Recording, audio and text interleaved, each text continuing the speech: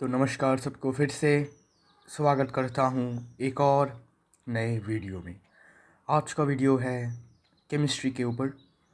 इस वीडियो में हम पढ़ेंगे और डिस्कस करेंगे टाइप्स ऑफ केमिकल रिएक्शंस के बारे में। ये मत सोचना कि दुनिया में सिर्फ 5 ही तरीके के रिएक्शंस है। केमिकल रिएक्शंस की बात कर रहा हूँ। दुनिया में बहुत तरीके के केमिकल रिएक्शंस है, लेकिन अभी के लिए इस स्टैंडर्ड के लिए आपको बस 5 ही तरीके जानने हैं, सीखने हैं। क्या क्या? Combination reaction, decomposition reaction, displacement reaction और डबल डिस्प्लेसमेंट रिएक्शन, और लास्ट वाला सबसे इम्पॉर्टेंट रेडॉक्स रिएक्शन, जिसके लिए मैं एक सेपरेट वीडियो बनाऊंगा, ठीक है? क्योंकि ये बहुत इम्पॉर्टेंट वीडियो होगा, क्योंकि ये जो रिएक्शन है, इसका जो टाइप ऑफ रिएक्शन है, ये सबसे इम्पॉर्टेंट है। इन चारों में से सबसे इम्पॉर्टेंट और सबसे टफ भी है। टफ मतलब समझने वाली बातें हैं ज़्यादा, है ना? टफ नहीं है, मतलब समझने वाली बातें ज़्यादा हैं बातें ज़्यादा हैं, इसलिए ऐसा मैंने बोला, ठीक है? इसको आप रिडक्शन एंड ऑक्सीडेशन रिएक्शन भी कहते हैं, कह सकते हो, या फिर कहते हैं लोग इसे। ओके, चलिए तो शुरू करते हैं कॉम्बिनेशन रिएक्शन के साथ। What is combination reaction? Combination reaction मतलब क्या? कुछ कॉम्बाइन हो रहा है ना? कॉम्बिनेशन से, ये वर्ड कॉम्बिनेशन से कॉम्बाइन हो रहा है कुछ, मतलब कुछ एक एकत्रित हो रहा है, एकत्रित, या फिर कह सकते हो कि कुछ एक साथ में आ रहा है। कॉम्बाइन हो रहा है क्या? एक साथ कुछ हो रहा है, एक साथ आकर कुछ मिल रहा है ना? तो those reactions in which two or more substances combine to form a single substance are called combination reactions. क्या बोला? जिन रिएक्शंस में दो या फिर दो से अधिक सब्सटेंस मिलकर एक नया और सिर्फ एक सब्सटेंस फॉर्म करता है, एक नया सब्सटेंस, ओनली वन सब्सटेंस, एक न्यू सब्सटेंस फॉर्म करता है, उस रिएक्शन को हम कहते हैं कॉम्बिनेशन रिएक्शन। जैसे कि देखो, यहाँ पर ए एक सब्सटेंस है, ठीक है, फिर यहाँ पर बी एक सब्सटेंस है और सी एक सब्सटेंस है।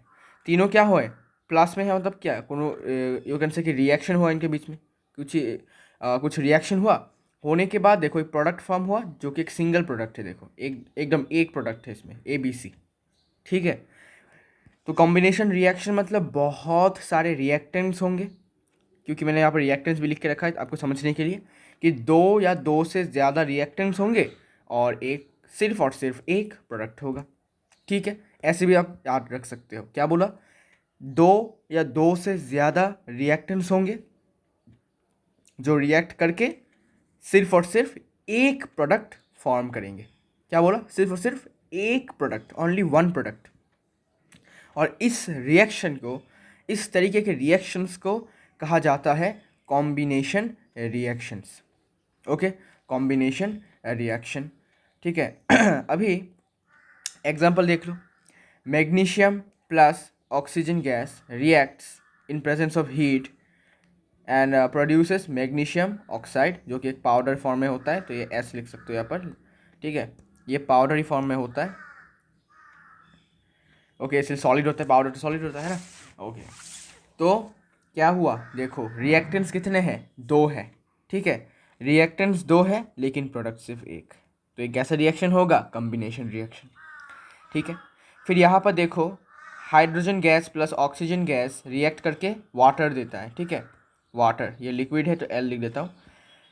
तो यहाँ पर देखो फिर से, रिएक्टेंट्स दो है लेकिन प्रोडक्ट सिर्फ एक, ठीक है? यहाँ पर तो बोला ही गया कि रिएक्टेंट्स दो हो सकते हैं या फिर दो से ज़्यादा हो सकते हैं, लेकिन प्रोडक्ट सिर्फ एक होगा, प्रोडक्ट सिर्फ एक ही फॉर्म होगा, ठीक है? फिर देखो यहाँ पर कार्बन है और इसने ऑक्सीजन के साथ रिएक्ट किया है और बन गया कार्बन डाइऑक्साइड, ठीक है? ये बन गया कार्बन डाइऑक्साइड। अब ये क्या है? ये गैस है, तो जी लिख दो यहाँ पर, ठीक है? और देखने वाली बात क्या है कि यहाँ पर रिएक्टेंट्स दो है लेकिन प्रोडक्ट सिर्फ एक। तो ये कैसा रिएक्शन होगा भाई? कॉम्बिनेशन। अभी कॉम्बिनेशन के भी कुछ टाइप्स हैं। क्या टाइप्स है? मतलब इसके सब डिविजन कह सकते हो। कैसा टाइप है? सिर्फ 3 टाइप्स है। क्या?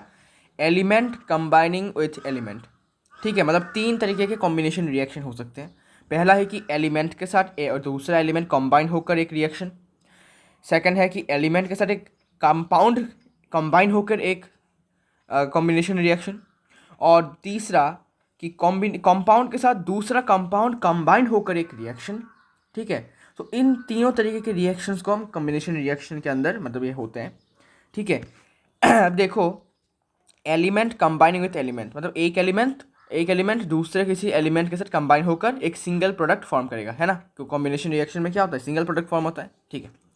तो एग्जांपल है, देखो, hydrogen gas plus chlorine gas मिलकर क्या बना रहा है, हाइड्रोजन क्लोराइड, ठीक है। और एक बात, ये गैस है, ठीक है, हाइड्रोजन क्लोराइड एक गैस है, कलरलेस गैस है, ठीक है, इसका कोई कलर नहीं होता, ट्रांसपेरेंट होता है ऑक्सीजन की तरह। और जब इसको हम पानी में डिज़ोल्व करते हैं, मतलब जब HCl को जब हम कर देते हैं पानी के साथ डिज़ोल्व, मतलब रिएक्ट कर सकते हैं, यू कैन से रिएक्ट होगा नहीं, डिज़ोल्व करना ही होगा, तो हमें मिलता है HCl। ये क्या पता है, ये है हमारा हाइड्रोक्लोरिक एसिड, एक्वस, ठीक है। तो देखो, हाइड्रोक्लोरिक एसिड और hydrogen chloride same to same formula है, ठीक है। इसलिए जब सिंबल से डिनोट किया जाता है कि ये गैस है, तो हाँ समझ में आ गया ये हाइड्रोजन क्लोराइड है।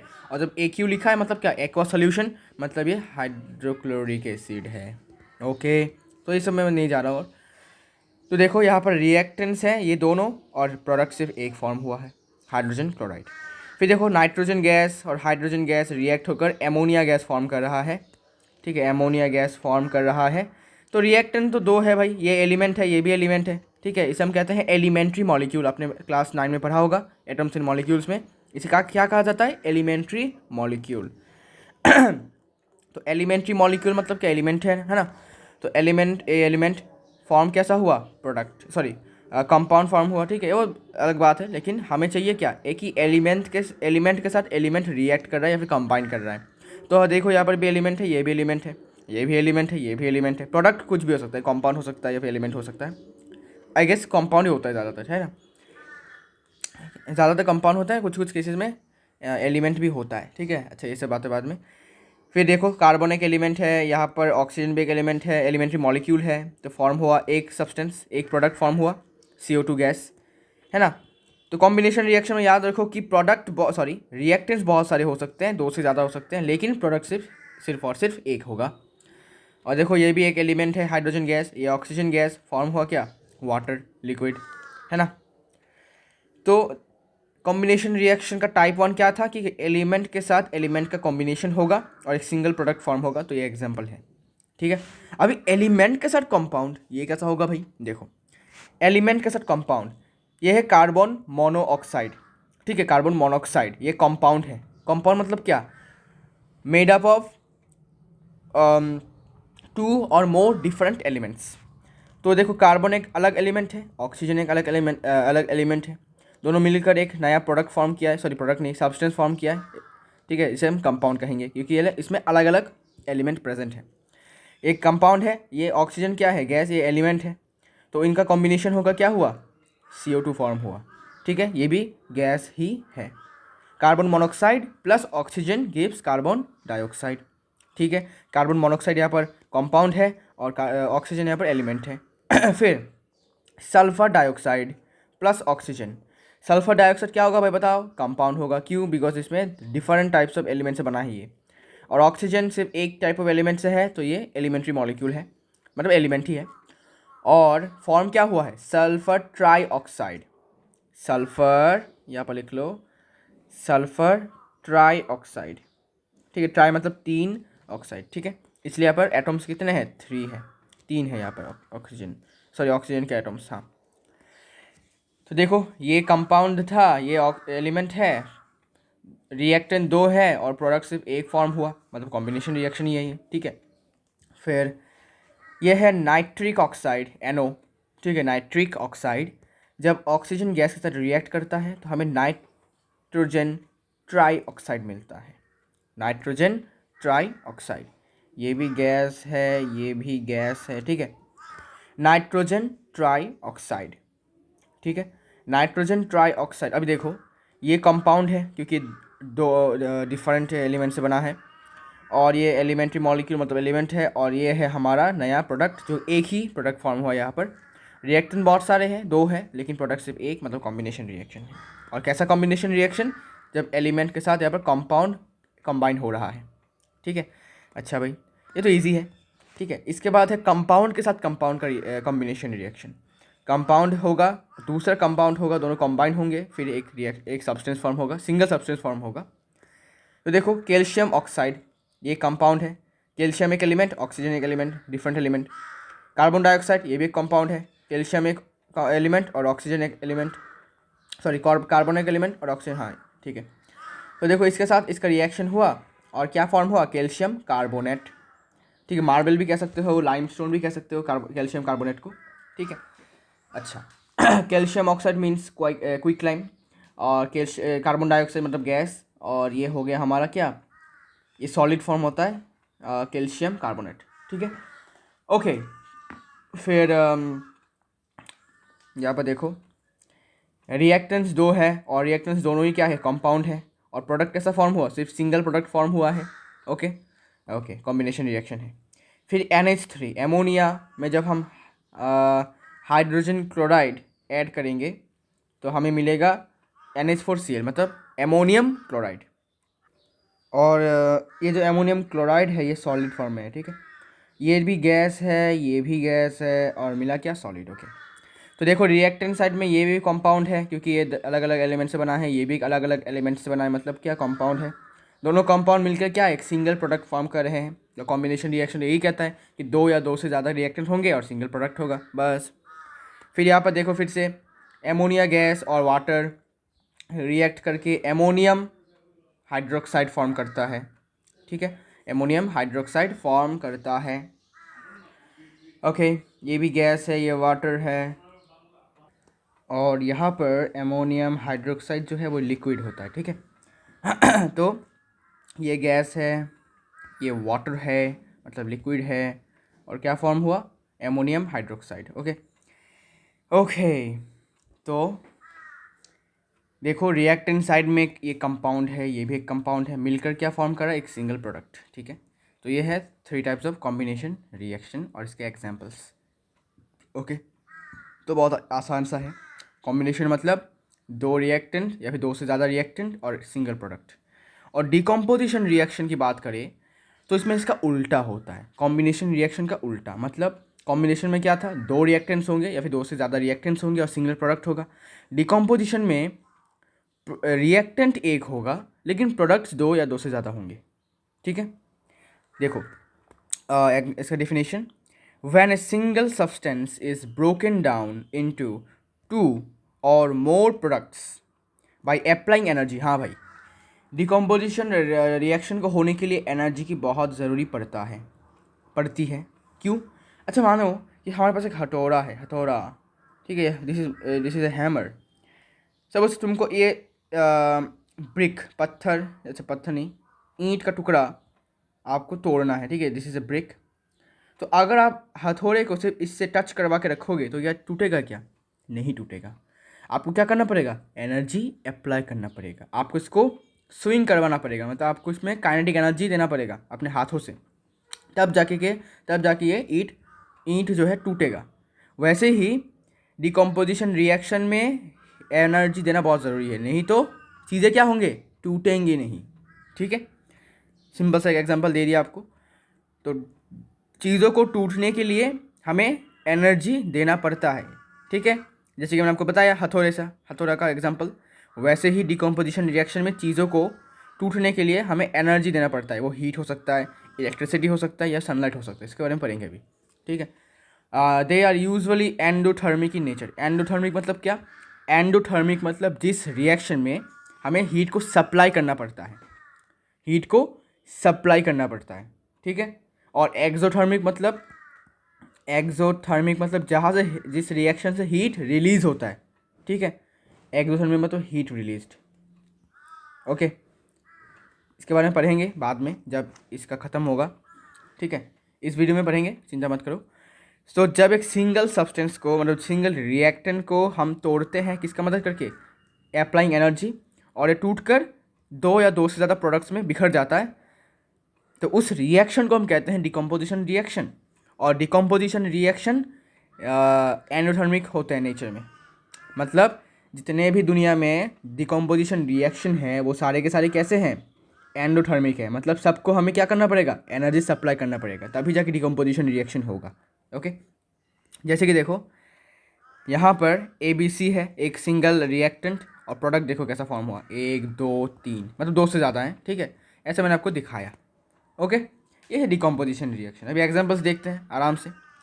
देखो कैल्शियम कार्बोनेट, जिसे हम लाइमस्टोन कहते हैं या मार्बल भी कहते हैं, फॉर्मूला है मार्बल का। तो देखो इसमें हमने हीट दिया है, ट्राइंगल मतलब हीट, डेल्टा बोलते हैं। देने के बाद देखो कैल्शियम ऑक्साइड फॉर्म हुआ और कार्बन डाइऑक्साइड फॉर्म हुआ, गैस, ये सॉलिड है और गैस है। ओके, तो देखो रिएक्टेंट एक है लेकिन प्रोडक्ट 2 है। ओके, तो ये डिकम्पोजिशन रिएक्शन है और हमने हीट भी दिया है, ठीक है, हीट के बिना तो टूटेगा नहीं चीज़ है ना। फिर potassium chlorate KClO3, potassium chlorate को जब हम हीट देते हैं, ये सॉलिड होता है, ठीक है, जब हम हीट देते हैं तो हमें पोटेशियम क्लोराइड और ऑक्सीजन गैस मिलता है, ठीक है, पोटेशियम क्लोराइड और ऑक्सीजन गैस मिलता है। ओके, तो ये भी डिकम्पोजिशन रिएक्शन हुआ, क्योंकि सिंगल रिएक्टेंट से, सिंगल सब्सटेंस से टूट कर ये 2 प्रोडक्ट्स में बिखर गया, ठीक है, हीट देकर, हीट दिया है हमने, ट्राइंगल देखो, ठीक है ना। फिर देखो FeSO4 फेरस सल्फेट, जो कि यू कैन से कि सॉलिड में होता है, ठीक है, सॉलिड। इसको जब हम हीट देते हैं, हीट देने के बाद ये फेरिक ऑक्साइड, सल्फर डाइऑक्साइड और सल्फर ट्राइऑक्साइड में बिखर जाता है, और फेरिक ऑक्साइड का कलर ब्राउनिश रेड होता है, और सल्फर डाइऑक्साइड और सल्फर ट्राइऑक्साइड जो होता है ना, इनका स्मेल होता है smell of burning match stick, burning match stick, ठीक है, match stick, burning match stick, ठीक है, इनका स्मेल होता है सल्फर डाइऑक्साइड और ट्राइऑक्साइड का। ओके, मतलब ये जब आप इनहेल करते हो तो आपके लंग्स में बहुत ही यू कैन से कि बर्निंग जैसा फील होता है, ठीक है, बिकॉज हमारे लंग्स में थोड़ा बहुत मॉइस्चर होता है, वाटर प्रेजेंट होता है, मॉइस्चर। तो जब सल्फर डाइऑक्साइड वाटर के साथ रिएक्ट करता है तो क्या फॉर्म होता है पता है, सल्फ्यूरिक एसिड, ठीक है ना, इसीलिए एसिड है, इसलिए हमें जलन फील होता है अपने लंग्स में, ठीक है। ओके ओके, समझ में आ गया।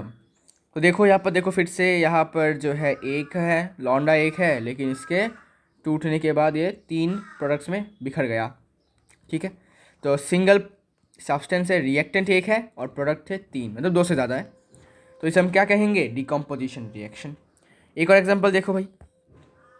एक और एग्जांपल है लेड नाइट्रेट, जो कलरलेस होता है, ये जब हम इसमें हीट देते हैं तो क्या फॉर्म होता है, लेड आयोडाइड, जो येलो कलर का होता है। फिर नाइट्रोजन डाइऑक्साइड, जो ब्राउन फ्यूम्स, मतलब क्या, ये जो गैस है इसका जो कलर है वो ब्राउन कलर होता है, ठीक है, जैसे ऑक्सीजन ट्रांसपेरेंट है, ये ब्राउन कलर का गैस है। ओके, फिर यहाँ पर ऑक्सीजन है जो ट्रांसपेरेंट है, मतलब कलरलेस है। ओके, तो नाइट्रोजन डाइऑक्साइड गैस फॉर्म होता है, ऑक्सीजन गैस फॉर्म होता है, और लेड आयोडाइड फॉर्म होता है, सॉरी लेड मोनोक्साइड फॉर्म होता है, क्या बोल रहा हूँ मैं, लेड मोनोक्साइड फॉर्म होता है, ठीक है। ओके, सॉरी मैंने लेड आयोडाइड बोल दिया, सॉरी ऑक्साइड बोल दिया था, ये लेड मोनोक्साइड है, ठीक है। आइए, इसका कलर येलो येलो होता है। तो देखो single product, sorry single reactant से 3 प्रोडक्ट्स फॉर्म हो रहे हैं, डिकम्पोजिशन रिएक्शन है। अभी आएगा ना मज़ा। डिकम्पोजिशन रिएक्शन के भी बहुत सारे टाइप्स हैं, 3 टाइप्स है देखो, थर्मल, इलेक्ट्रोलाइटिक, या फिर इलेक्ट्रोलाइटिक भी कहते हो, इलेक्ट्रोलाइसिस भी कहता है इसको, कहते हैं इसको, और इसको फोटोकेमिकल या फिर फोटोलाइटिक भी कहा जाता है। लिख के रख देता हूँ भाई, फोटोलाइटिक, फोटोलाइसिस जो भी है, फोटोलाइटिक या फिर फोटोलाइसिस, इसको इलेक्ट्रोलाइसिस कहा जाता है। ये लो इलेक्ट्रोलाइसिस, ठीक है। अभी एक एक करके शुरू करते हैं। इसके टाइप्स क्या है, पहला है थर्मल डिकम्पोजिशन। थर्मल नाम से आपको पता चल रहा होगा कि कुछ गर्म, हीट जैसा है ना, थर्मल और हीट एक ही मतलब होता है, थर्मल और हीट। सो जब हम एनर्जी को हीट के फॉर्म में सप्लाई करेंगे उस रिएक्शन में, तब उस रिएक्शन, उस डिकम्पोजिशन को हम कहेंगे थर्मल डिकम्पोजिशन। तो जब एनर्जी को सप्लाई करते हैं हीट के फॉर्म में, और जो रिएक्शन में होता है, मतलब जिस रिएक्शन में हमने क्या किया, एनर्जी को हीट के फॉर्म में सप्लाई किया है, उस डिकम्पोजिशन रिएक्शन को हम कहेंगे थर्मोलाइसिस या फिर थर्मल डिकम्पोजिशन। ओह सॉरी, मैंने यहाँ पर लिखा नहीं थर्मोलाइसिस। थर्मोलाइसिस लिख दो भाई, थर्मोलाइसिस। ओके, तो देखते हैं कैसा है। देखो, ये जो मैंने स्टार दे के रखे हैं ये सबसे इंपॉर्टेंट है और आपके एनसीईआरटी किताब में भी है। तो इन रिएक्शंस को आपको मेमोराइज कर लेना है, बिकॉज खुद से तो आप रिएक्शन बना नहीं सकते, है ना। तो मेमोराइज तो करना पड़ेगा आपको। बैलेंस बाद में हो जाएगा, बैलेंसिंग वो आपको खुद से करना है। वो बैलेंसिंग मैं बता देता हूँ, बैलेंसिंग मेमोराइज नहीं करो। बैलेंसिंग मेमोराइज करोगे तो बहुत गंदा फंसोगे आप बोर्ड्स में जाके, ठीक है। बैलेंसिंग सीख के जाओ, बाद में जाके उस एग्ज़ाम में जाके बैलेंस कर दो, कोई दिक्कत वाली बात नहीं है। लेकिन याद मत करो, मेमोराइज मत करो बैलेंस के साथ। सिर्फ नॉर्मल रिएक्शन को, इक्वेशन को बैलेंस कर, इक्वेशन को मेमोराइज कर लो और बाकी को बैलेंसिंग बाद में जाके कर लो, ठीक है। तो पहला, लेड नाइट्रेट कलरलेस होता है। टूट कर जब हम हीट देते हैं, टूट कर लेड मोनोऑक्साइड जो येलो कलर का होता है, आइए भाई येलो कर देते हैं इसको। लेड मोनोऑक्साइड येलो कलर का होता है और नाइट्रोजन डाइऑक्साइड गैस फॉर्म होता है जो ब्राउन कलर का होता है, ब्राउन गैस। और ऑक्सीजन तो ट्रांसपेरेंट गैस होता है, ठीक है, ये फॉर्म होता है, ठीक है। तो देखो, एक सब्सटेंस से हीट देने के बाद 3 प्रोडक्ट्स फॉर्म हो रहे हैं, मतलब डिकम्पोजिशन रिएक्शन है, ऑब्वियसली बात है, ठीक है। लेकिन हीट हमने एनर्जी किस फॉर्म में दिया है, हीट के फॉर्म में दिया है, ठीक है, because heat is also an energy, form of energy. फिर देखो फेरस सल्फेट। फेरस सल्फेट में जब हमने हीट दिया तो फेरिक ऑक्साइड जो ब्राउनिश रेड कलर का होता है, ब्राउनिश रेड कलर का होता है। फिर यहाँ पर सल्फर डाइऑक्साइड गैस फॉर्म होता है और सल्फर ट्राइऑक्साइड गैस फॉर्म होता है, जिनका स्मेल कैसा होता है, बर्निंग मैच स्टिक जैसा, ठीक है भाई। तो ये मैंने इंपॉर्टेंट क्यों दिया, बिकॉज इस पर स्पेशलिटी क्वेश्चन पूछा जाता है कि भाई ऐसा एक रिएक्शन बताओ, डिकम्पोजिशन रिएक्शन जहाँ पर ब्राउन गैस फॉर्म होता है, तब आपको ये वाला इक्वेशन लिख के आना है। और अगर बोल दे कि ऐसा रिएक्शन बताओ, डिकम्पोजिशन रिएक्शन जहाँ पर एक ऐसा गैस फॉर्म होते हैं जिनका स्मेल बर्निंग मैच स्टिक जैसा होता है, तो आपको बोलना है कि ये वाला इक्वेशन आपको लिख के आना है, ठीक है। फिर और भी बहुत सारे डिकम्पोजिशन रिएक्शन, जैसे कैल्शियम कार्बोनेट को हीट देंगे तो कैल्शियम ऑक्साइड और कैल्शियम कार्बन डाइऑक्साइड फॉर्म होता है गैस, ठीक है। और एक है कि जिंक कार्बोनेट को जब हम हीट देते हैं तो जिंक ऑक्साइड, जिंक मोनोऑक्साइड है आई गेस, नहीं ये जिंक ऑक्साइड ही है, ठीक है, जिंक मोनोऑक्साइड नहीं। तो ये जिंक ऑक्साइड और कार्बन डाइऑक्साइड गैस फॉर्म होता है, ठीक है। ये इंपॉर्टेंट ज़्यादा नहीं है, फिर भी आप याद करके रख सकते हो। मेनली इंपॉर्टेंट ये दोनों हैं, ठीक है। डिकम्पोजिशन रिएक्शन इन थर्मल, ठीक है, थर्मल डिकम्पोजिशन रिएक्शन का एग्जांपल। और हीट मतलब थर्मल और लाइसिस मतलब ब्रेक डाउन, ठीक है, जैसे हम बोलते हैं ना थर्मोलाइसिस। तो थर्मो मतलब हीट और लाइसिस मतलब ब्रेक डाउन, मतलब हीट के द्वारा ब्रेक डाउन, ठीक है ना। अच्छा भाई, फिर इलेक्ट्रोलाइटिक डिकम्पोजिशन, जिसे हम इलेक्ट्रोलाइसिस भी कहते हैं। अभी इलेक्ट्रो से आपको इलेक्ट्रिसिटी का नाम कुछ पता चल रहा होगा, है ना। तो इलेक्ट्रिसिटी, तो इलेक्ट्रो का मतलब इलेक्ट्रिसिटी और लाइसिस का मतलब ब्रेक डाउन। तो जब एनर्जी को हम सप्लाई करते हैं in the form of electricity, ठीक है, तब जो डिकम्पोजिशन रिएक्शन होता है उसको हम कहेंगे इलेक्ट्रोलाइटिक डिकम्पोजिशन या फिर इलेक्ट्रोलाइसिस, ठीक है। जैसे कि हाइड्रोजन, सॉरी, जैसे कि वाटर में जब हम इलेक्ट्रिसिटी पास करते हैं, ठीक है, इलेक्ट्रिसिटी भी एक एनर्जी का फॉर्म ही है। इलेक्ट्रिसिटी पास करते हैं या फिर देते हैं, सप्लाई करते हैं, तो ये टूट कर हाइड्रोजन गैस और ऑक्सीजन गैस में हमें मिलता है ना। तो हाइड्रोजन गैस है ये ऑक्सीजन गैस है और ये हमारा लिक्विड, ठीक है। तो देखो भाई, डिकम्पोजिशन रिएक्शन हो रहा है, एक सिंगल रिएक्टेंट टूट कर 2 प्रोडक्ट्स में फॉर्म हो रहा है, ठीक है, टूट कर बिखर रहा है, ओके। तो इससे अब बोलने की ज़रूरत नहीं है क्योंकि आपके दिमाग में घुस चुका है, आई नो। फिर देखो नमक NaCl, ठीक है। NaCl में जब हम इलेक्ट्रिसिटी पास करते हैं, ये एक्वस सोल्यूशन है, ठीक है, एक्वस, तब हमें मिलता है सोडियम और क्लोरीन गैस, ठीक है, सोडियम और क्लोरीन गैस, ओके। फिर जब हम पोटेशियम ब्रोमाइड KBr में इलेक्ट्रिसिटी पास करते हैं तो हमें पोटेशियम और ब्रोमीन गैस मिलता है, ठीक है, पोटेशियम और ब्रोमीन गैस मिलता है, ठीक है। पोटेशियम ब्रोमाइड में इलेक्ट्रिसिटी पास किया तो पोटेशियम और ब्रोमीन गैस मिलता है। तो डिकम्पोजिशन रिएक्शन हो रहा है लेकिन एनर्जी फॉर्म हो रहा है, सॉरी एनर्जी सप्लाई हो रहा है in the form of electricity, ठीक है। मतलब इलेक्ट्रिसिटी के बिना अगर हम हीट देते हैं तो ऐसा हमें नहीं मिलेगा, ठीक है, प्रोडक्ट हमें नहीं मिलेगा। फिर आते हैं फोटोकेमिकल और या फिर फोटोलाइटिक डिकम्पोजिशन में, या फिर फोटोलाइसिस भी कहते हैं इसको। तो जब एनर्जी को सप्लाई किया जाता है in the form of light और सनलाइट, ठीक है, तब जाके जो डिकम्पोजिशन रिएक्शन होता है उसको हम कहते हैं फोटोकेमिकल, फोटोलाइटिक या फिर फोटोलाइसिस। ओके, बहुत सारे नाम है इसके। सबसे मोस्ट इम्पॉर्टेंट जो है, जो आपकी किताब में गिवन है, वो है AgBr, सिल्वर ब्रोमाइड में जब सनलाइट गिरता है, ठीक है, तब ये टूट कर सिल्वर और ब्रोमीन गैस में कन्वर्ट हो जाता है, मतलब टूट के बिखर जाता है। लेकिन जो सिल्वर है ये प्रेसिपिटेट फॉर्म होता है, प्रेसिपिटेट, ठीक है, इसलिए मैंने नीचे की तरफ एरो दिया है, ये प्रेसिपिटेट फॉर्म होता है, ठीक है। और पता है ये जो सिल्वर है ना, जो प्रेसिपिटेट फॉर्म होता है, इसको फोटोग्राफिक फिल्म्स में यूज़ किया जाता है, ठीक है, फोटोग्राफिक फिल्म्स में यूज़ किया जाता है। जैसे कि बहुत पुराने वक्त में ऐसा रीम्स पाया जाता था, ऐसे करके रीम्स, देखो ऐसे डॉट डॉट करके, यहाँ पर डॉट डॉट करके, यहाँ पर ऐसे ऐसे, ठीक है।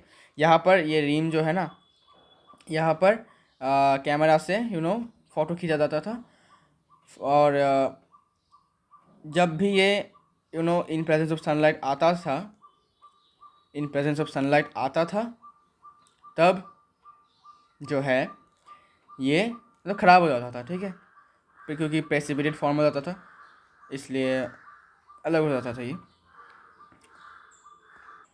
एक्चुअली एजी की बात नहीं कर रहा, मैं बात कर रहा हूँ सिल्वर ब्रोमाइड की, ठीक है, सिल्वर ब्रोमाइड की बात कर रहा हूँ, एजी की बात नहीं कर रहा, ठीक है। थोड़ा सा मैंने मेंशन नहीं किया ठीक से। तो AgBr जो है इसको फोटोग्राफिक फिल्म्स में यूज़ किया जाता है, जैसे रीम्स होते हैं ना, ऐसे करके, ऐसे मुझे याद है थोड़ा थोड़ा, मैं ड्राइंग करके देख सकता हूँ ऐसे, ठीक है। तो ये जो होता है एकदम ब्लैक होता है, ठीक है, मतलब ब्लैक इसलिए नहीं कह सकते, मतलब तो डार्क होता है। तो जब ये सनलाइट के प्रेजेंस में, मतलब सनलाइट की तरफ आते हैं, ठीक है, सनलाइट के प्रेजेंस में, सनलाइट में एक्सपोज करके रखा जाता है, तब जो सिल्वर ब्रोमाइड होता है यहाँ पर, ये टूट कर सिल्वर और ब्रोमीन गैस में कन्वर्ट हो जाता है, ठीक है। तो इससे क्या होता है कि ये जो रीम होता है ऐसा, ये वाला पार्ट जो है ये ख़राब हो जाता है, तो इससे और हम फ़ोटो नहीं खींच पाते हैं। ओके, तो ये बहुत पुराने वक्त में यूज़ किया जाता था, अभी तो यूज़ नहीं किया जाता, ठीक है। तो मतलब सिल्वर ब्रोमाइड जो है, जो कि फ़ोटोग्राफिक फिल्म्स में यूज़ हो जाता है, ये जब सनलाइट में एक्सपोज होता है तो ये टूट कर सिल्वर प्रेसिपिटेट और ब्रोमीन गैस में कन्वर्ट हो जाता है। इसी वजह से हम इसको यूज़ नहीं कर पाते हैं। तो इसको बहुत संभाल कर एकदम शेडी जगह पर, शेडी जगह पर इसको रखा जाता है, शेड में रखा जाता है, ताकि ये कन्वर्ट ना हो जाए, डिकम्पोजिशन रिएक्शन ना हो जाए इसमें, ठीक है। और डिकम्पोजिशन रिएक्शन हो गया तो ये और किसी काम का नहीं रहेगा, है ना। तो सिल्वर ब्रोमाइड को यूज़ किया जाता है फोटोग्राफिक फिल्म्स में।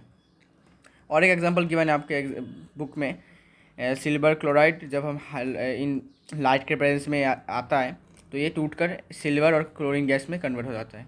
ओके, तो सिल्वर ब्रोमाइड का स्पेशलिटी ये है कि इसको फोटोग्राफी फिल्म्स में यूज़ किया जाता है, और ये मतलब बहुत ही सेंसिटिव होता है टू सनलाइट।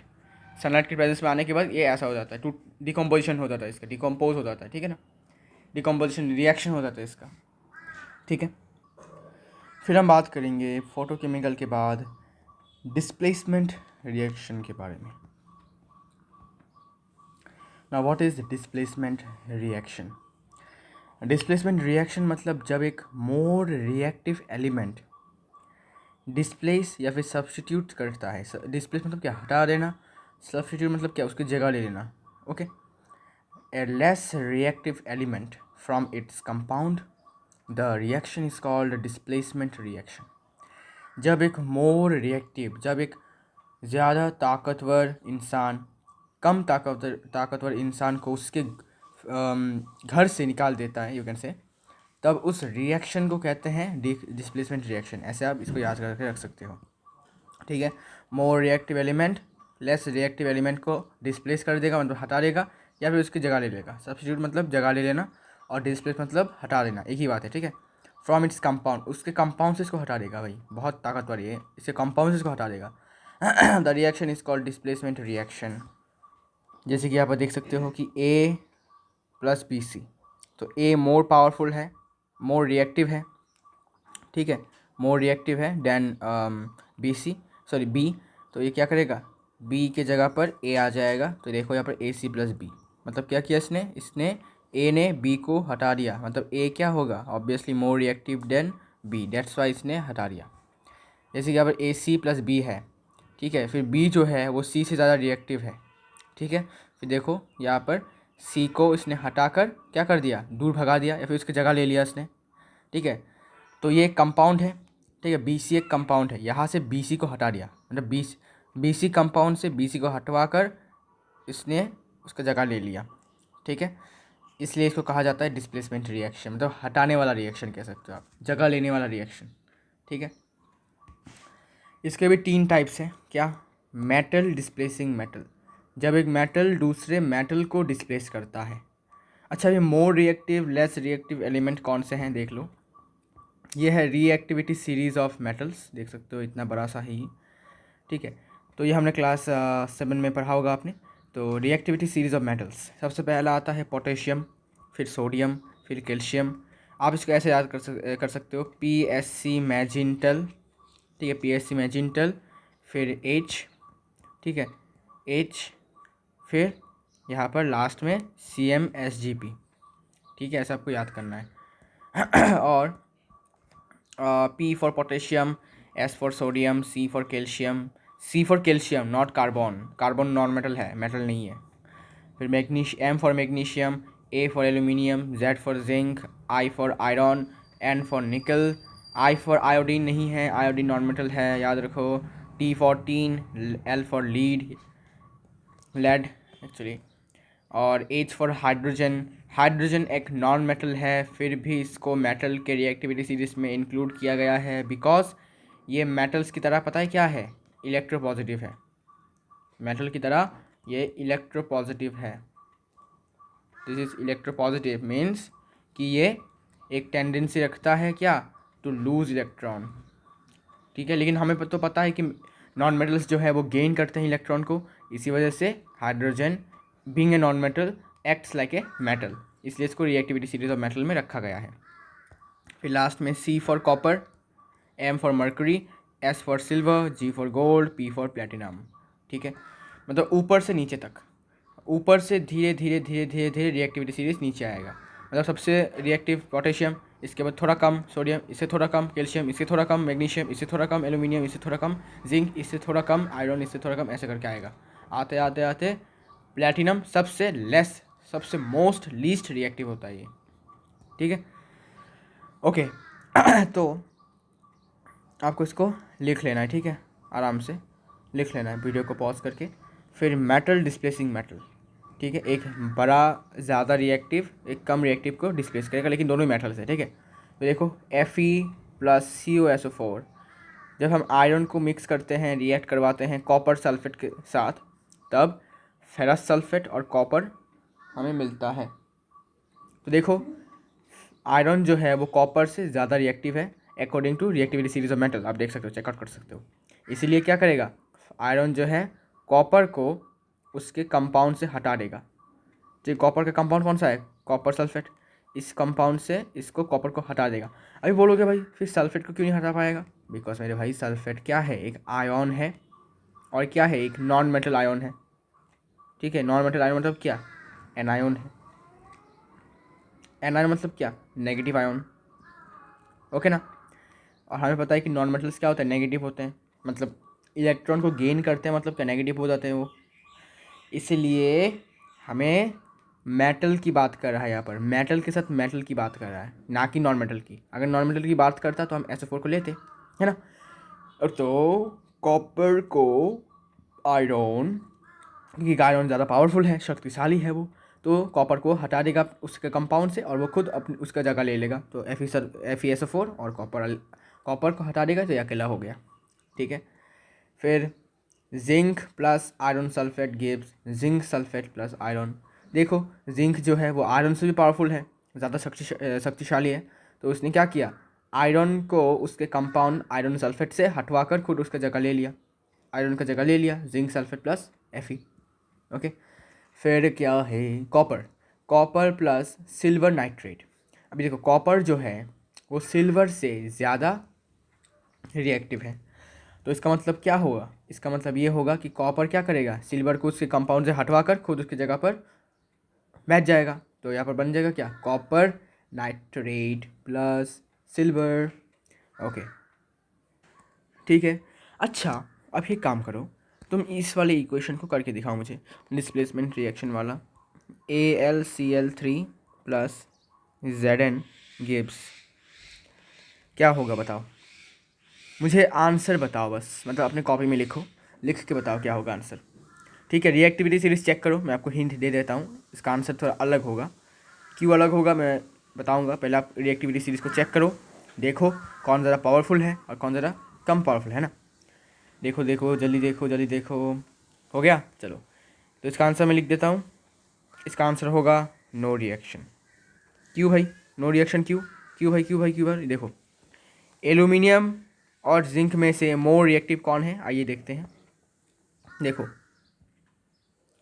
एल्यूमिनियम और जिंक से, ठीक है, एल्यूमिनियम और जिंक से मोर मतलब मोर रिएक्टिव कौन है, तो आप बोलोगे भाई एल्यूमिनियम मोर रिएक्टिव है, ठीक है। और Zn क्या है, लेस रिएक्टिव, क्योंकि वो एल्यूमिनियम के नीचे है। नीचे मतलब क्या, ऑब्वियसली एल्यूमिनियम से थोड़ा कम रिएक्टिव है।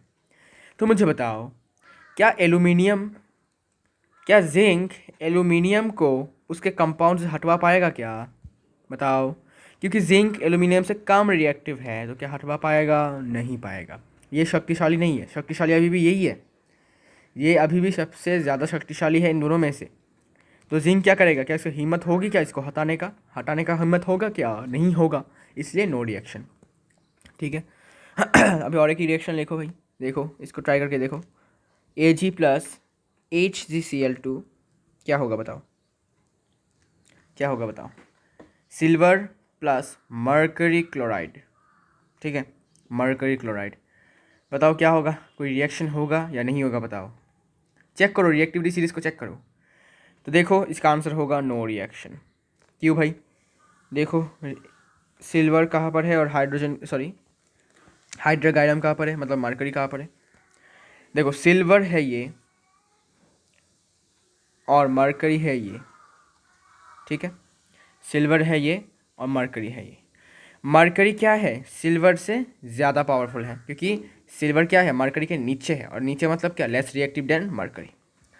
तो मुझे बताओ क्या सिल्वर में वो दम होगा, क्या सिल्वर में वो दम होगा कि वो उस मरकरी को उसके कंपाउंड से हटवा पाएगा, हटा देगा क्या, डिस्प्लेस कर पाएगा क्या, नहीं कर पाएगा, बिकॉज ये अभी भी शक्तिशाली है, इससे ये मोर पावरफुल है, ठीक है ना। इसलिए सिल्वर क्या करेगा, इसको हटा नहीं पाएगा, और हटा नहीं पाएगा मतलब क्या, नो रिएक्शन। ऐसा नहीं कि आपको नो रिएक्शन की आपका ये लिख दिया फिर से Ag प्लस HgCl2, ये मत लिखो, नो रिएक्शन लिखो, ठीक है, नो रिएक्शन, ठीक है। ओके, तो मेटल डिस्प्लेसिंग मेटल तो हो चुका है। अभी मेटल डिस्प्लेसिंग नॉन मेटल, ये कैसा है भाई, आइए देखते हैं। जैसे कि देखो zinc plus hydrochloric acid dilute वाला जब रिएक्ट करता है तो zinc chloride plus hydrogen gas evolve होता है, इसलिए एरो दे के रखा है। ओके, तो देखो यहाँ पर जिंक जो है और यहाँ पर हाइड्रोजन जो है वो क्या है, रिएक्टिविटी सीरीज में आता है।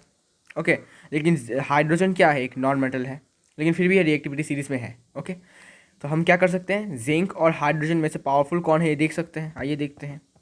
देखो जिंक कहाँ पर है और हाइड्रोजन कहाँ पर है, इससे देखो जिंक इससे 1 2 3 4 गुना ज़्यादा पावरफुल है, मतलब 4 गुना ज़्यादा रिएक्टिव है कह सकते हो। तो क्या हाइड्रोजन को हिला पाएगा, डिस्प्लेस कर पाएगा, ऑब्वियसली कर पाएगा। तो जिंक क्या करेगा, हाइड्रोजन नॉन मेटल है, इसको डिस्प्लेस कर देगा। अभी बोलोगे कि क्लोरीन को क्यों नहीं, बिकॉज क्लोरीन जो है वो रिएक्टिविटी सीरीज में अभी नहीं होगा, ठीक है ना, रिएक्टिविटी सीरीज में ये नहीं होगा अभी के लिए हम हाइड्रोजन की बात करेंगे, बिकॉज हाइड्रोजन क्या है, रिएक्टिविटी सीरीज ऑफ मेटल में है, ठीक है। हम क्लोरीन की बात भी तब करेंगे जब non metal displacing non metal होगा, तब बात करेंगे, जब इस वाले केस में, सी वाले केस में तब बात करेंगे, ठीक है, अभी के लिए नहीं। अभी एच है हमारे पास, तो एच को हम डिस्प्लेस कर सकते हैं, जिंक कर सकता है, क्योंकि जिंक इससे बहुत पावरफुल है। तो देखो यहाँ पर HCl था, यहाँ पर ZnCl2 है, ठीक है, मतलब इसने क्या किया, जिंक ने क्या किया, हाइड्रोजन को उसकी जगह से हटवा कर बाहर भेज दिया और ख़ुद उसकी जगह पर ये आ गया। ओके, फिर aluminium plus H2SO4 dilute react करके Al2SO4 3 प्लस H2, देखो एल्यूमिनियम हाइड्रोजन से ज़्यादा रिएक्टिव है हमें पता है, तो क्या करेगा, ऑब्वियसली एल्यूमिनियम इसको हटवा कर भेज देगा। तो देखो यहाँ पर भेज दिया इसने, Al2SO4 3, ठीक है। और हाइड्रोजन गैस। अब याद रखो कि वैलेंसी नंबर को याद करके रखना है। देखो यहाँ पर Cl1 था, सिर्फ यहाँ पर Cl2 आ गया। कैसे? बिकॉज Zn का जो वैलेंसी है 2+ है, तो क्रिस क्रॉस होकर ये 2 उधर जाएगा और क्लोराइड का -1 है तो इस तरफ आएगा, तो Zn1 और Cl2, ठीक है ना। तो इसलिए Zn का जो वैलेंसी है इस तरफ चला गया और Cl का इस तरफ आया 1, तो ये लिखने की ज़रूरत नहीं है। यहाँ पर एल्यूमिनियम का कितना है 3+ और सल्फेट का 2-, 2 इस तरफ आया 3 इस तरफ गया, ठीक है। ये ध्यान रखना है आपको। यहाँ पर देखो सल्फेट ओनली 1 है, यहाँ पर सल्फेट 3 है, ठीक है, 3 बार है इसमें, okay. Plus H2 gas, hydrogen gas. फिर magnesium plus nitric acid dilute वाला रिएक्ट करता है तो मैग्नीशियम नाइट्रेट फॉर्म होता है और हाइड्रोजन गैस। तो मैग्नीशियम हाइड्रोजन से ज़्यादा रिएक्टिव है, तो इसको हटा देगा। हटाने के बाद नाइट्रिक के साथ वो बैठ जाएगा, नाइट्रेट के साथ। देखो मैग्नीशियम नाइट्रेट, मैग्नीशियम का वैलेंसी 2+ है, नाइट्रेट का -1, 1 इस तरफ आएगा, 2 इस तरफ जाएगा, इसलिए 2 यहाँ पर आया, ओके। और हाइड्रोजन गैस फॉर्म हुआ, ठीक है। यह है मेटल डिस्प्लेसिंग नॉन मेटल। अभी एक ये वाला सॉल्व करो। Copper plus hydrochloric acid dilute क्या होगा बताओ, ट्राई करो। Copper plus hydrochloric acid dilute. देखो कॉपर और हाइड्रोजन में पावरफुल कौन है, रिएक्टिव ज़्यादा कौन है? ऑब्वियसली हाइड्रोजन, ठीक है। रिएक्टिविटी सीरीज चेक करो, ये देखो यहाँ पर कॉपर है, यहाँ पर हाइड्रोजन है, तो हाइड्रोजन क्या है, कॉपर से ज़्यादा है, इसलिए क्या होगा, इसलिए क्या यहाँ पर रिएक्शन होगा? नहीं होगा, कोई डिस्प्लेसमेंट रिएक्शन नहीं होगा, क्योंकि हाइड्रोजन को हटा नहीं पाएगा कॉपर उसके कंपाउंड से, ओके। तो यहाँ पर हो गई नो रिएक्शन। अभी non metal displacing non metal का क्या केस है, ये सबसे इंपॉर्टेंट केस है, ये आपको समझ के रखना है, ठीक है। जब एक नॉन मेटल दूसरे किसी नॉन मेटल को डिस्प्लेस करेगा। अभी कैसे डिस्प्लेस करेगा भाई, हमें तो reactivity series of non metals नहीं पता, तो ये लो भाई छोटा सा reactivity series of non metal, और भी है लेकिन अभी के लिए इतना ही इंपॉर्टेंट है हमारा। तो सबसे रिएक्टिव है फ्लोरीन गैस, इसके बाद क्लोरीन गैस, इसके बाद ब्रोमीन गैस, इसके बाद आयोडीन गैस। सबसे ज़्यादा रिएक्टिव कौन है? F2, मतलब F, इसके बाद क्लोरीन, इसके बाद ब्रोमीन, इसके बाद आयोडीन, ठीक है। सबसे रिएक्टिव फ्लोरीन, क्लोरीन, इसके बाद ब्रोमीन, इसके बाद आयोडीन, ठीक है। आयोडाइन भी कह सकते हो, आयोडीन ही कहूँगा। इसको हम कहते हैं इलेक्ट्रोनेगेटिविटी, ठीक है। बिकॉज नॉन मेटल्स क्या होते हैं, इलेक्ट्रोनेगेटिव होते हैं, ठीक है, इलेक्ट्रोनेगेटिव होते हैं, ठीक है। सल्फाइड S2-, ठीक है। इसलिए मतलब नॉन मेटल्स का जो चार्ज होता है वो वो नेगेटिव होता है, इसलिए ये इलेक्ट्रोनेगेटिविटी हमने लिखा है यहाँ पर, वो इलेक्ट्रोनेगेटिव होते हैं, ओके। तो अभी हमारे पास 2 एग्जांपल्स है, देखो। क्लोरीन गैस जब पोटेशियम ब्रोमाइड के साथ रिएक्ट करता है तो देखो Cl ये नॉन मेटल है और Br नॉन मेटल है। यहाँ पर पोटेशियम नहीं देखेंगे हम, पोटेशियम तो मेटल है, वो बाद में, वो हमें नहीं देखना है। यहाँ पर हमें देखना है कि नॉन मेटल कौन है, क्लोरीन है, ब्रोमीन है। क्लोरीन क्या है, ब्रोमीन से ज़्यादा पावरफुल है, तो रिएक्टिव ज़्यादा है, देखो यहाँ पर, इसलिए क्या करेगा, क्लोरीन ब्रोमीन की जगह पर आ जाएगा, तो यहाँ पर बन जाएगा क्या, KCl plus Br2 bromine gas अलग हो गया, है ना। फिर देखो ब्रोमीन गैस जब सोडियम आयोडाइड में रिएक्ट करेंगे इसके साथ, ठीक है। देखो आयोडीन, यहाँ पर नॉन मेटल कौन कौन है, ब्रोमीन और आयोडीन नॉन मेटल है यहाँ पर तो आयोडीन से अच्छा ब्रोमीन जो है वो आयोडीन से ज़्यादा रिएक्टिव है, देखो ब्रोमीन, इसके बाद आयोडीन, तो क्या करेगा, उसको हटा देगा उसके कंपाउंड से, तो ये बन जाएगा सोडियम ब्रोमाइड और आयोडीन गैस अलग, ओके। तो ये थोड़ा बहुत आपको याद रखना है, ये रिएक्टिविटी ऑफ नॉन मेटल्स, ठीक है, ये थोड़ा बहुत आपको याद रखना है। अगर आ जाता है बाई चांस तो आपको ये याद रखना है। इसके बाद क्या बात करेंगे, डबल डिस्प्लेसमेंट रिएक्शन के बारे में बात करेंगे, बहुत इंपॉर्टेंट है ये, ठीक है, बहुत इंपॉर्टेंट है ये। थोड़ा बहुत इंपॉर्टेंट क्यों है बताऊँगा, क्योंकि इसमें जो है इंपॉर्टेंट क्यों है कि ज़्यादातर जो रिएक्शंस होते हैं इंपॉर्टेंट वो सारे के सारे डबल डिस्प्लेसमेंट से ही आते हैं एग्जाम में, ठीक है। डबल डिस्प्लेसमेंट मतलब क्या, ऐसे रिएक्शंस जहाँ पर 2 कंपाउंड्स जो होते हैं रिएक्ट करते हैं, okay nice, by an exchange of ions, मतलब उनके बीच में उनका जो आयॉन्स होता है वो एक्सचेंज होता है टू फॉर्म न्यू कंपाउंड्स और called double displacement reaction. This reactions are mostly precipitation reaction. अभी प्रेसिपिटेशन रिएक्शन क्या है, मैं आपको क्या बोला था, प्रेसिपिटेशन रिएक्शन क्या होता है, जिस रिएक्शन में प्रेसिपिटेट फॉर्म होता है। अभी प्रेसिपिटेट क्या था, मैंने आपको पढ़ाया है। प्रेसिपिटेट मतलब एक इनसॉल्यूबल सॉलिड सब्सटेंस जो दो क्लियर सॉल्यूशंस को जब हम ऐड करते हैं तो हमें मिलता है। ओके, जब हम दो क्लियर सॉल्यूशंस को ऐड करेंगे तब हमें क्या मिलेगा, तब एक सॉलिड इनसॉल्यूबल चीज़ सेपरेट होकर आएगी और उसको हम क्या कहेंगे, प्रेसिपिटेट। ठीक है, वो नीचे सेटल डाउन हो जाता है क्योंकि इनसॉल्यूबल है। ओके, और उस रिएक्शन को क्या कहते हैं, प्रेसिपिटेशन रिएक्शन। तो देखो यहाँ पर ए बी एक कंपाउंड है, सी डी एक कंपाउंड है। ठीक है, इसमें क्या होता है, सिर्फ सीट का अदल बदल होता है, बी चला जाएगा डी के साथ और सी आ जाएगा ए के साथ, तो ए सी प्लस बी डी दोनों कंपाउंड्स, दोनों का भी बस आयन चेंज हुआ, चेंज होने के बाद एक नया कंपाउंड फॉर्म हो गया, बस इतना ही है डबल डिस्प्लेसमेंट। ठीक है, अभी देखो एग्जांपल है, देखो barium chloride plus Na2SO4 sodium sulphate gives barium sulphate plus NaCl। अभी मैंने बोला कि इम्पॉर्टेंट क्यों है ये, वाई इज़ इट इम्पॉर्टेंट, क्योंकि यहाँ पर बोला है कि देखो this reactions are mostly precipitation reaction, ज़्यादातर ये प्रेसिपिटेशन रिएक्शन होते हैं ज़्यादातर।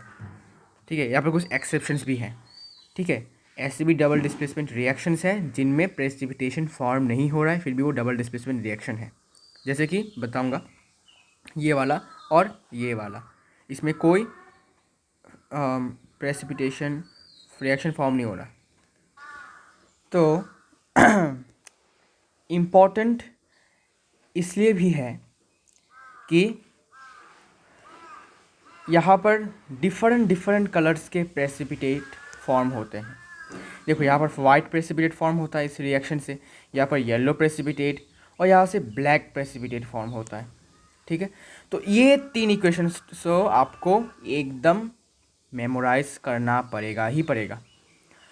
ठीक है, और साथ ही साथ इनको भी मेमोराइज करना पड़ेगा बिकॉज ये है ऐसे डबल डिस्प्लेसमेंट रिएक्शन जिसमें कोई भी प्रेसिपिटेट फॉर्म नहीं हो रहा है, कोई भी प्रेसिपिटेट फॉर्म नहीं हो रहा है। तो पहला है barium chloride plus sodium sulphate react होकर बेरियम सल्फेट और सोडियम क्लोराइड फॉर्म है। देखो पहले बेरियम जो था वो क्लोराइड के पास था और सोडियम जो था वो सल्फेट के साथ था। अभी बेरियम सल्फेट के साथ है और सोडियम क्लोराइड के साथ है, मतलब क्या, सीट चेंज हुआ है बस। ठीक है, जगह चेंज हुआ है।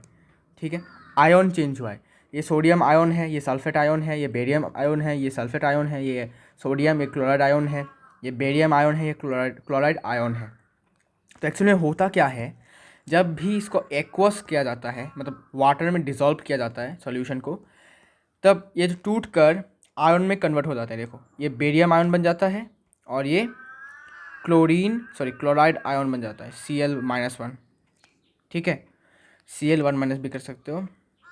ओके, इसे -1 लिखता हूँ। ठीक है, तो ऐसे बिखर जाते हैं आयन्स में। ठीक है, फिर इसको भी ऐड किया जाता है प्लस सोडियम आयन और ये सल्फेट आयन SO4 2-।